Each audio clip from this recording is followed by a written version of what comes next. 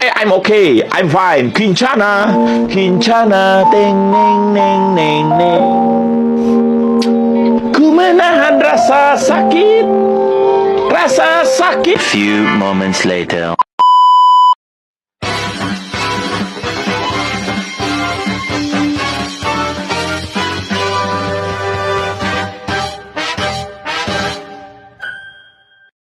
Halo teman-teman, di video ini Jihan akan mereview 4 aliran besar yang mewarnai filsafat barat modern.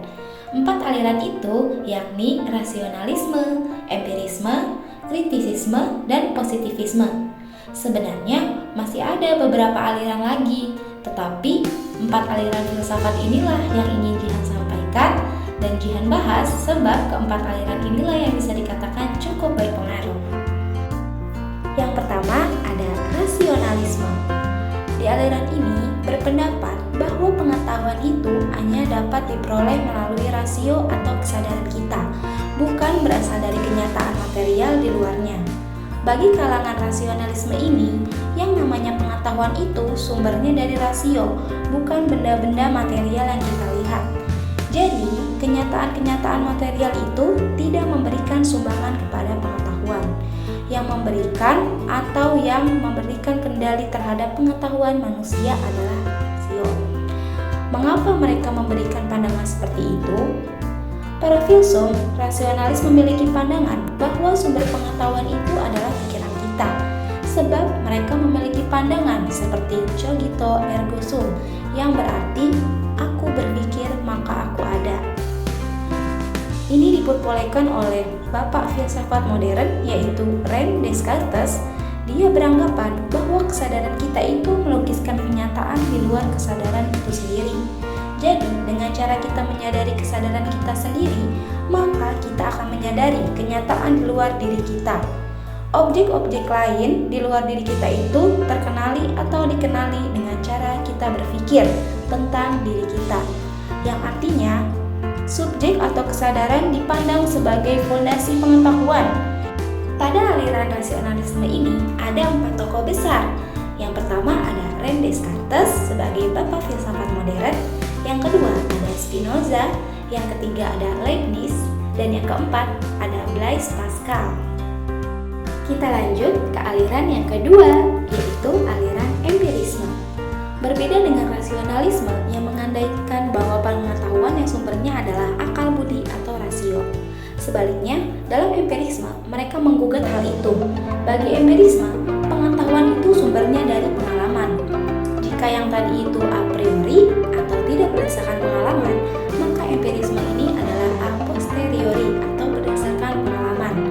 Salah satu tokoh empirisme, John Locke, mengatakan bahwa ide-ide bawaan yang dipercaya oleh kalangan rasionalis itu adalah anggapan yang tidak terbukti dalam kenyataan.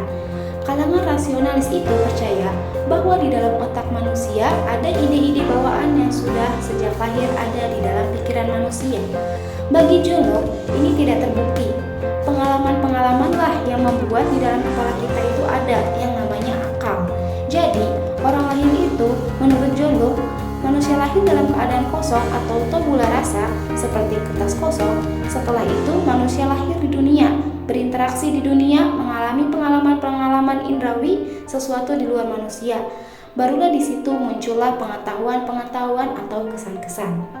Artinya apa? Artinya bahwa sumber pengetahuan bukanlah akal budi, tetapi sumber pengetahuan itu adalah kesan-kesan yang alami oleh panca indera manusia. Next, ada aliran ketiga yaitu kritisisme. Kritisisme adalah sintesis antara empirisme dan rasionalisme. Aliran ini dipopulerkan oleh filsuf Jerman Immanuel Kant. Menurut Immanuel, berpikir adalah membuat sebuah keputusan. Dalam putusan terjadi sintesis antara data indrawi dan unsur-unsur a priori akal budi. Baginya, empirisme dan rasionalisme itu sama-sama penting. Dalam proses berpikir atau proses putusan ada 3 aktivitas. Aktivitas pertama adalah menangkap data-data empiris. Penangkapan data-data empiris ini dilakukan oleh panca indera. Kedua, data-data indrawi yang sudah ditangkap itu akan masuk ke dalam otak manusia dan akan bertemu dengan kategori-kategori a priori akal budi. Di situ, Kant menjelaskan bahwa 12 kategori a priori dalam akal budi manusia. Jika Aristoteles hanya 10 kategori, maka Immanuel Kant menambahkan 2 lagi, sehingga menjadi 12 kategori. Yang ketiga, dalam mengambil keputusan itu ada sintesis dan data indrawi dan kategori-kategori akal budi. Dan aliran yang terakhir yaitu positivisme. Dalam aliran ini berpendapat bahwa yang ilmiah hanyalah sesuatu yang faktual atau yang berdasarkan pada kenyataan saja. Hal ini lebih meradikalkan pandangan Immanuel Kant dan juga filsuf empiris yang mengatakan bahwa pengetahuan itu hanya mungkin menggunakan data-data yang faktual atau data-data indrawi. Salah satu tokohnya adalah Auguste Comte. Secara lebih spesifik, Auguste memperkenalkan sejarah perkembangan ilmu pengetahuan yang menjadi sebuah acuan bahwa ilmiah adalah berdasarkan data-data indrawi yang sudah diobservasi. Dalam aliran positivisme ada 3 tahap sejarah perkembangan ilmu pengetahuan. Tahap pertama, bahwa pada mulanya manusia memperoleh pengetahuan melalui tahap pengetahuan secara teologis, yang artinya bahwa manusia mencari sebab terakhir di belakang peristiwa alam dan menemukannya di dalam Tuhan atau dewa-dewa. Tahap pertama ini disebutnya sebagai tahap anak-anak. Lalu tahap yang kedua ada tahap metafisis. Tahap ini adalah ingin mencari sebab terakhir yang ditemukan di dalam abstraksi-abstraksi metafisis, yaitu kausa prima, ether, dan lain sebagainya. Proses ini terjadi sebuah proses rasional. Tahap ini disebut sebagai tahap remaja. Dan yang terakhir yaitu tahap ketiga ada tahap positif, adalah era atau pengetahuan yang positif. Di sini dijelaskan bahwa sebab peristiwa alam itu berdasarkan data-data indrawi atau fakta yang diperoleh melalui observasi. Hal inilah yang menjadi sebuah acuan bahwa ilmiah adalah berdasarkan data-data indrawi yang sudah diobservasi.